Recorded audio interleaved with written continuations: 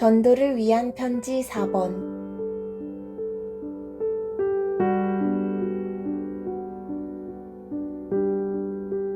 파스칼의 내기.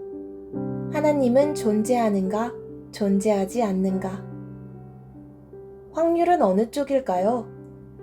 블레즈 파스칼이 제시하는 지혜로운 선택의 길. 세상에는 수많은 내기가 있지만 그 모든 내기를 능가하는 내기가 하나 있습니다. 바로 파스칼의 내기입니다. 그럼 블레즈 파스칼은 누구일까요? 블레즈 파스칼은 프랑스의 뛰어난 수학자이자 물리학자, 발명가였습니다. 그는 인류 역사상 가장 위대한 사상가 중 한 사람으로 평가받는 인물이며 천재 소년이기도 했습니다. 불과 11살 때 이미 기초적인 기하학 정리를 스스로 세웠고 그 정리들은 오늘날까지도 여전히 유효하게 사용되고 있습니다. 그의 탁월한 지적 능력은 나중에 확률 이론의 기초를 세우는 데도 사용되었습니다. 또한 그는 오늘날에도 통용되는 논리적 사고의 원리를 정립했습니다. 한편 파스칼의 아버지는 세관원으로 근무하며 복잡한 계산 때문에 많은 시간을 소비하곤 했는데 이를 돕기 위해 파스칼은 세계 최초의 계산기를 발명했습니다. 이 발명은 이후 현대 계산기의 발전의 결정적인 기반이 되었습니다. 파스칼은 많은 발명품을 만들었고 중요한 학문적 원리를 수없이 정립했습니다. 그러던 중 그는 31세의 나이에 예수 그리스도를 인격적으로 믿게 되었습니다. 그는 나중에 기독교 신앙을 변호하는 글을 쓰기 시작했으나 그 글을 완성하기도 전에 39세의 젊은 나이로 생을 마감하게 됩니다. 오늘날에도 여전히 널리 사용되고 있는 프로그래밍 언어 파스칼은 바로 그를 기리기 위해 이름 붙여진 것입니다. 이 위대한 사상가는 하나님의 존재 가능성을 공정하게 50대 50의 확률로 제시했습니다. 그리고 그의 사유는 파스칼의 내기라는 이름으로 역사에 남게 되었습니다. 하나님은 존재하실까요? 존재하지 않으실까요? 파스칼은 친구들에게 하나님이 실제로 존재한다고 믿는지 아니면 그렇지 않은지를 물었습니다. 너희들은 하나님은 존재하지 않는다고 말하지만 나는 하나님이 존재한다고 믿어. 만약 너희들의 말이 맞고 정말로 하나님이 존재하지 않는다면 나는 어떻게 될까? 사실 별일 없을 거야. 나는 죽게 되고 모든 것은 거기에서 끝나겠지. 하나님을 믿기 때문에 이 세상에서 누릴 수 있는 것들 중 일부는 포기했을 수도 있지만 큰 손해는 아니라고 생각해. 하지만 만약 하나님이 정말로 존재한다면 너희들은 모든 걸, 정말 모든 것을 잃게 될 거야. 우리가 모두 죽게 되잖아? 그 후에 하나님 앞에서 우리가 살아온 삶에 대해 설명해야 할 텐데 하나님을 무시하고 살아도 정말 괜찮을 거라고 생각해? 이 세상에서 누릴 건 다 누렸다고 해도 결국은 모든 걸 잃어버리게 되는 거야. 파스칼의 날카로운 통찰은 예수 그리스도께서 이미 오래전에 하신 말씀과도 일치합니다. 사람이 만일 온 천하를 얻고도 제 목숨을 잃으면 무엇이 유익하리요? 마태복음 16장 26절. 성경은 아들이 있는 자에게는 생명이 있고 하나님의 아들이 없는 자에게는 생명이 없느니라고 말합니다. 요한일서 5장 12절. 어떤 외과 의사의 이야기. 비고 올슨 박사는 유명한 외과 의사였습니다. 그는 어느 날 블레즈 파스칼의 이 말들을 접하게 되었습니다. 그와 그의 아내는 기독교 신앙에 완강하게 반대했던 사람들이었습니다. 그들은 기독교를 반박할 수 있는 모든 논거들을 찾아냈고 그 과정에서 자신들도 예상치 못했던 모험 속으로 깊이 빠져들게 됩니다. 올슨 박사는 자신의 체험을 하나님에게서 도망칠 수 있을까? 라는 책에 담아 소개하고 있습니다. 변화는 어떻게 일어났을까요? 그들에게 결정적인 전환점이 된 것은 바로 성경을 읽은 것이었습니다. 그들은 성경을 통해 살아계신 예수 그리스도에 대한 믿음을 갖게 되었습니다. 그리고 이 변화에 중요한 영향을 준 것이 바로 블레즈 파스칼의 확률 이론과 그것을 기독교 진리 주장에 적용한 방식, 즉 파스칼의 내기였습니다. 덧붙임. 여기서 말하는 것은 성경이 말하는 기독교 신앙의 기초이며 교회 전통이나 제도에 대한 이야기가 아닙니다. 파스칼, 더 나은 선택. 올슨 박사는 이렇게 말합니다. 블레즈 파스칼은 우리가 오늘날 직면하고 있는 바로 그 선택에 대해 깊이 고민한 사람이었습니다. 그는 다음과 같은 결론에 도달했습니다. 비록 기독교 신앙이 참일 확률이 50대 50이라고 해도 합리적인 사람이라면 예수 그리스도를 선택해야 한다. 그 이유는 다음과 같습니다. 누구나 이 내기에 참여하게 됩니다. 우리가 인생이라 부르는 이 게임에서 모든 사람은 어떤 식으로든 내기를 하게 되어 있습니다. 모든 내기에는 자기 삶을 거는 대가가 따릅니다.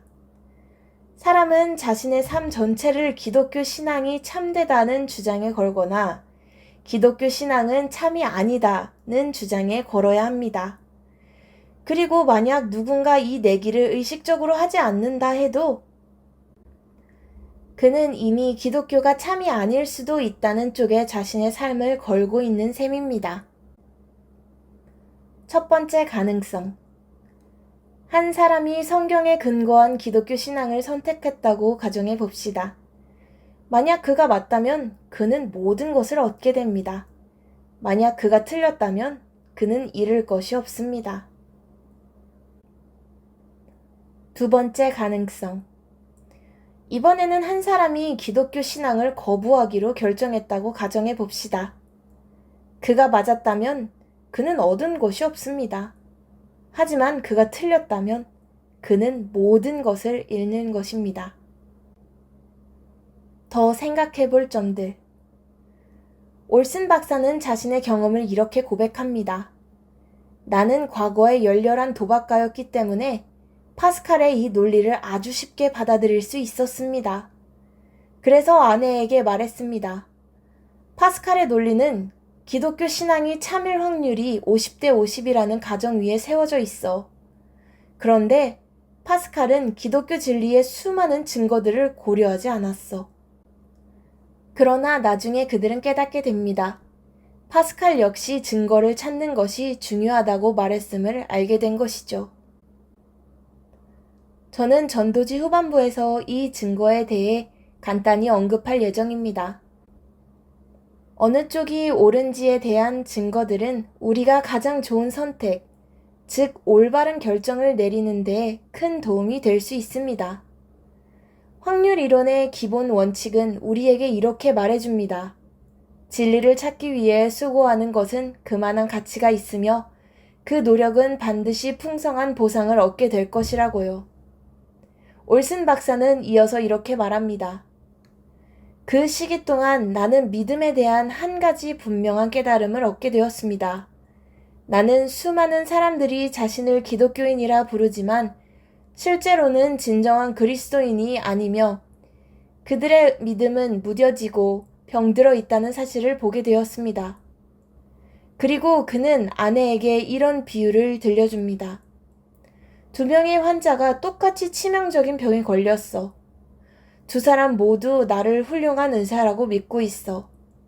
그들은 내가 내린 진단이 옳다고 믿고 있고 내가 처방한 주사가 자신들을 살릴 수 있다고 믿고 있어. 이 중 한 사람은 주사를 맞고 살았어. 하지만 다른 한 사람은 나와 치료법을 믿으면서도 주사에 대한 비논리적인 두려움 때문에 그걸 거부했어. 결국 그는 죽고야 말았어. 둘의 차이는 무엇일까요?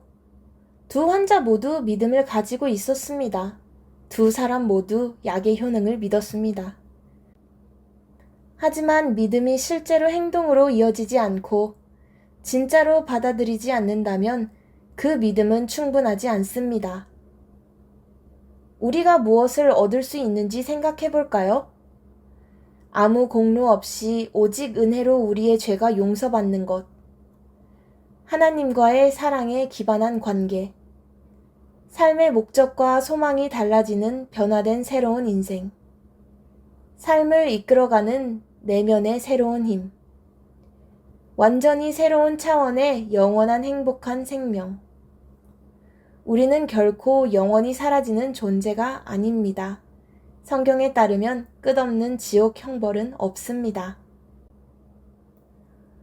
증거를 하나씩 알아간다면 결정하는 데 큰 도움이 됩니다. 예언들. 성경은 긴 시간을 두고도 정확한 예언들을 담고 있는 유일한 책입니다. 이미 성취된 수백 개의 예언들을 우리는 직접 확인할 수 있습니다. 이것은 성경이 인간이 아닌 하나님께로부터 온 책이라는 것을 분명히 보여줍니다. 왜냐하면 사람은 미래를 그렇게 알 수 없기 때문입니다. 성경 그 자체가 하나의 기적입니다. 하나님의 구원의 길을 기록한 이 책은 1600년에 걸쳐 40명의 저자에 의해 쓰였으며 총 66권으로 구성되어 있습니다.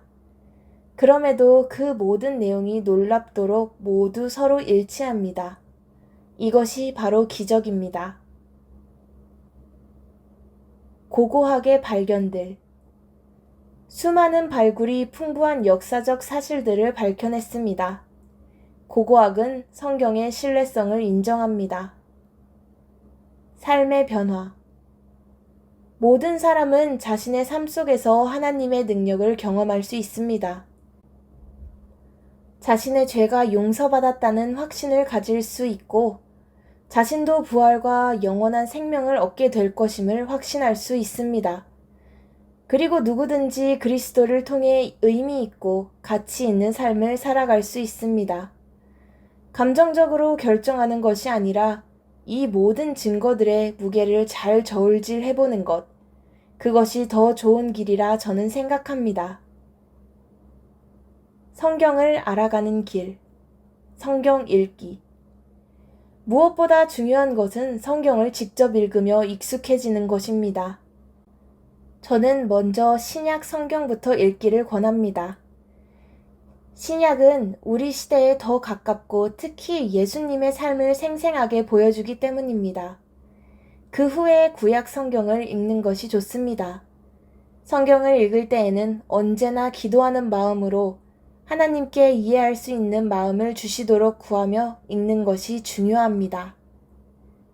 성경 통신 과목. 성경을 더 잘 이해할 수 있도록 돕는 무료 성경 공부 과정이 초보자와 성경에 익숙한 사람 모두를 위해 마련되어 있습니다. 이러한 공부는 혼자서도 할 수 있고 다른 사람들과 함께 나누며 할 수도 있습니다. 성경 모임. 소규모로 함께 성경을 나누는 모임도 좋은 방법입니다. 직접 만나서도 할 수 있지만 요즘은 온라인으로 예를 들어 줌과 같은 플랫폼을 활용하여 성경을 함께 공부하는 것도 가능합니다. 성경 강의. 하나님의 말씀을 보다 깊이 배우기 위한 성경을 알려주는 강의에 참석하는 것도 매우 좋은 방법입니다. 여전히 의심된다면 진심으로 의문을 가지고 있는 사람이라면 더 나은 결정을 내릴 수 있도록 도움을 받을 수 있습니다. 그 방법 중 하나는 아래와 같은 마음으로 기도해 보는 것입니다. 기도. 크신 하나님, 정말 하나님이 존재하신다면 제가 하나님을 알 수 있도록 도와주세요. 이때 중요한 것은 어떤 단어를 사용하느냐가 아니라 진지한 마음으로 구하는가입니다. 예수님께서는 이렇게 말씀하셨습니다. 누구든지 하나님의 뜻을 실천하고자 하면 내 교훈이 하나님에게서 온 것인지 내가 마음대로 말한 것인지 알게 될 것이다. 요한복음 7장 17절. 하지만 의도적으로 의심만 하려는 사람은 하나님도 사람도 도와줄 수 없습니다. 오늘날 점점 더 많은 사람들이 진지한 마음으로 성경을 깊이 있게 살펴보고 있습니다. 그러면서 그들은 한 가지 중요한 구별을 합니다. 한 사람이 이렇게 말한 적이 있습니다. 나는 하나님에게는 아무 반감이 없지만 그분의 지상팀에게는 할 말이 많습니다. 많은 이들이 하나님이라는 존재 안에 뭔가 중요한 것이 있을지도 모른다고 느낍니다. 그리고 스스로 묻습니다. 하나님을 알게 되면 내 인생의 의미를 찾을 수 있을까? 당신은 모든 것을 얻을 수도 모든 것을 잃을 수도 있습니다. 선택은 당신에게 달려 있습니다. 지금 그 선택의 순간이 다가왔습니다. 따뜻한 마음을 담아. 헬무트 하우바일.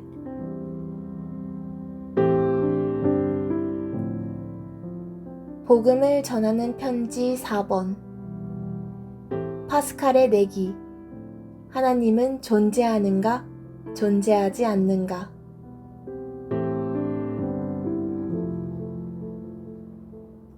낭독자 박지원.